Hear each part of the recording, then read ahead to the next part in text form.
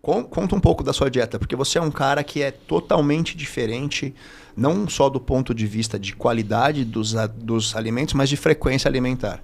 Por que você optou por fazer esse tipo de frequência alimentar menos fracionada, com grandes refeições? Tá, então aí eu vou estar falando do Júlio Gorila mesmo, porque eu trabalho com sizing e ele me passa algo que eu também vou te explicar o que é. Tá. Que é algo similar com o que eu faço, por isso que a gente deu certo. A única diferença da dieta do sizing para mim é que ele aumentou uma refeição.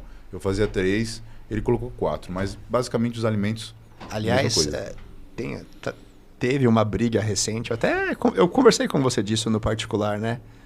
Do Muzi com o Dudu Halush. Eu não vou ficar falando disso, mas... E aí parece que... frequência. Né? Todos os trabalhos realmente... Mas eles corroboram para você ter pelo menos 4 refeições, como se fosse o padrão ideal para você conseguir absorver, ter a melhor absorção dos nutrientes. Não precisa ter 8... Também 3 parece que não é melhor, parece que 4 é a ideia mais interessante. Tudo depende da ingesta do indivíduo, como é que é o dia a dia dele. Se ele é um cara que treina muito, depende, ele consegue comer mais, entendeu? E absorver aquilo. Agora, eu não sou muito a favor de várias refeições por estar estimulando a insulina toda hora. Então, toda hora você está dando um pico de insulina e, querendo ou não, isso vai gerar retenção junto e também vai te dar uma letargia, que não tem como. Você está jogando energia para o seu intestino para você digerir as coisas. Então, toda hora você está comendo... Sim. Normalmente você vai ficar letárgico. Mas eu vou falar do estilo Júlio mesmo, gorilismo. Minha primeira refeição se constitui de carboidratos complexos e normalmente uma proteína limpa. Ou uma gordura também que seja limpa, como por exemplo gema de ovo. Ou às vezes eu jogo até uma carne gordurosa quando eu vejo que eu tenho que encher. Então, o que acontece? Eu começo com saladas, então ali vai alface, folhas escuras também, pepino, cenoura, às vezes uma batata, às vezes não. Tudo depende do shape. E aí, como eu disse, ovos e alguma carne e frutas. Depois eu jogo isso, depois de eu comer as carnes. Eu começo sempre com carboidrato complexo. Na segunda refeição é a mais pesada, normalmente. É a minha principal. Normalmente você faz essa primeira refeição e depois você treina, né? Pelo que eu entendi. Normalmente sim, ou às vezes mais para noite. Tá. Depende de como é que está o trabalho. Mas essa primeira refeição eu uso ela mais para preparar meu intestino para a refeição mais pesada, entende? Então eu jogo coisas que vão beneficiar a vitalidade do indivíduo, a digestibilidade dos alimentos.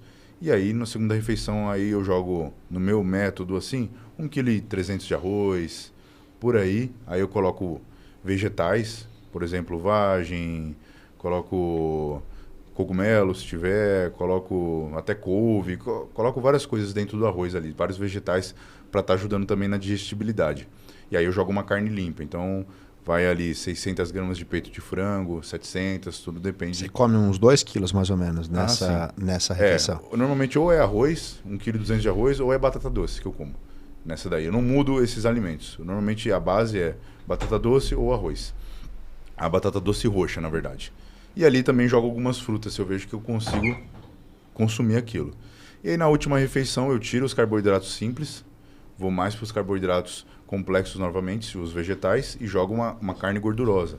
Ou o ovo novamente, mas só que o ovo, para mim, eu tenho tipo um limite de ovo. Se eu chego naquele limite, eu fico podre, se eu comer mais do que aquilo, entende? Então, normalmente eu prefiro ir para as carnes.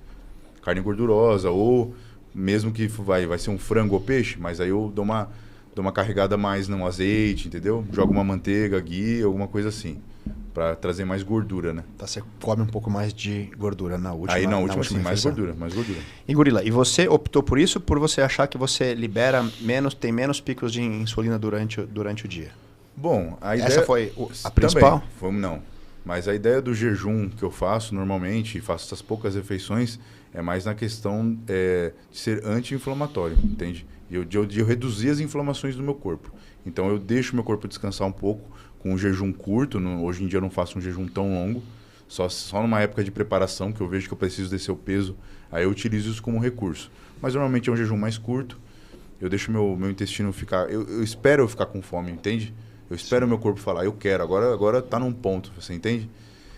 E basicamente isso, mano. Eu vou escutando muito meu corpo em relação ao que eu vou comendo, mas os alimentos são normalmente pré-fixados, são sempre as mesmas coisas. Isso é meio que quase na contramão do que a média dos fisiculturistas fazem, Por isso que né? dizem que eu sou excêntrico, né? Por essa maneira. É isso. E você acha que isso te ajuda? Ou acho que, por exemplo, assim, você acha que se você fracionasse mais as suas refeições, ajudaria ou não? Bom, eu vou te falar, Conrado, como eu falo para você, eu treino há 12 anos, então eu já testei de tudo. Tá. Já testei 6 refeições, 8 refeições, uma refeição o dia inteiro ficar comendo, como eu te falei, que eu ficava dando colherada e atendendo as pessoas. E eu percebi que dessa maneira é melhor, que eu me sinto com mais vitalidade, que eu consigo me recuperar mais também. Os caras normalmente fazem um treino comigo. Eles demoram cerca de 3 a 4 dias para se recuperar. Eu não, no outro dia eu dormia tudo de boa, mano. Eu posso treinar o mesmo músculo, como já aconteceu. Já teve vez de eu gravar 3 vídeos seguidos com 3 caras que pegavam muito peso de perna. Por exemplo, 3 dias de perna. Perna. Tô de boa. Não lesionei, não fiz nada. Legal. Porque as pessoas falam, mas você precisa recuperar. Cara, se eu tô bem de saúde, tô tudo em dia, eu dormi, tive minhas 8 horas de sono aí, tô recuperado. Eu não me sinto... Ai, caralho, dor é normal. Eu acho que um fisiculturista, ele já é... Qualquer atleta, na verdade, até um artista marcial, eles são acostumados com dor, entende? Você tem que saber conviver com a dor, mas existe a dor articular, que é mal, que isso vai te trazer um problema, e existe a dor muscular de que você gerou hipertrofia. Você teve aquela microlesão para você gerar a hipertrofia, entende? Então você também tem que entender o que você está fazendo, né? De certa forma. Legal. Você falou sobre frutas na dieta, que eu tenho uma pergunta aqui. Sim, como bastante frutas. Ele falou que... Mas o que é a pergunta? Faz? Não, gostaria de saber sua opinião sobre frutas. Costumo utilizar... Luan Gonçalves perguntou. Costumo utilizar cerca de 5 frutas por dia. Maçã, goiaba, uva, entre outras. Que elas me ajudam a inibir a vontade de... Ela colocou doer, mas deve ser comer. Doce, né? Deve ser doce. Ah, vontade de doce, pode crer. Bom, eu acho muito bom porque já vamos para o primeiro aspecto. A fruta, coloca aí, eu não sei o exato, mas 80% dela é composto por água. Então já vai te hidratar. É diferente de você comer um doce, que é ali um docinho de leite, um açúcar, que aquilo não tem água nenhuma, é totalmente desidratado. Então a digestão já vai ser totalmente diferente. Agora, a gente falando de biodisponibilidade do alimento... Pô, aí não tem nem comparação. As frutas eu creio que são as mais ricas aí quando a gente fala do alimento vivo em si, que é um fruto, é um presente da natureza, né? E eu creio que em vários aspectos ele acaba ajudando, tanto na saúde de pele, na saúde de intestino, na questão de você conseguir digerir melhor, porque eu, nas minhas experiências, já percebi o quê? Se você vai naquela dieta arroz e frango, uma hora seu intestino trava. Então eu vejo que acontece com muito fisiculturista, amigo meu, que é profissional. O cara tá lá fazendo aquela dieta bem restrita, bem, como eu posso dizer, linear. E aí dá 2 meses, aí o cara fala, nossa, eu fiquei mal do intestino, perdi 5 quilos, peguei uma bactéria.